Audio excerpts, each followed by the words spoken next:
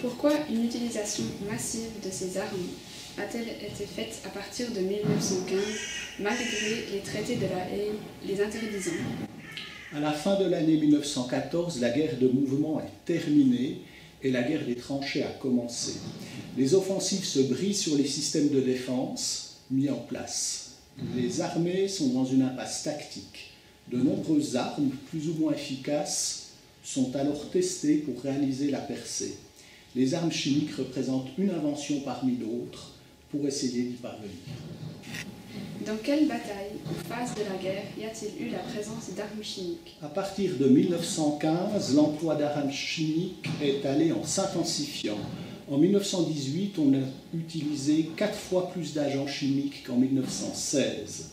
Ces armes ont cependant eu peu d'effet sur l'issue du conflit. D'une part, elles ont provoqué relativement peu de pertes. D'autre part, leur emploi était délicat. Il fallait en employer de grandes quantités pour atteindre une certaine efficacité. De plus, il était nécessaire de protéger ses propres troupes. Les soldats devaient porter des masques de protection, ce qui réduisait leur mobilité, donc leur capacité offensive. Le problème de la percée du front et de son exploitation n'a donc pas été résolu grâce à l'emploi des armes chimiques.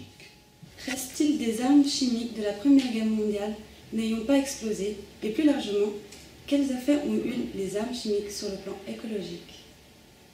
Chaque année, on trouve encore plusieurs tonnes d'obus chimiques datant de la Première Guerre mondiale qu'il faut traiter de manière spécifique. Les armes chimiques ont eu des effets importants à court terme, notamment sur les végétaux, dans la zone des combats. Les toxiques persistants, comme le gaz moutarde, ont eu un impact à plus long terme. Ces effets se sont par ailleurs additionnés aux autres pollutions liées à la guerre. Les explosifs, les morceaux de métaux de toutes sortes. Après la guerre, il a fallu plusieurs années pour rendre à l'agriculture les terres des champs de bataille de la Première Guerre mondiale.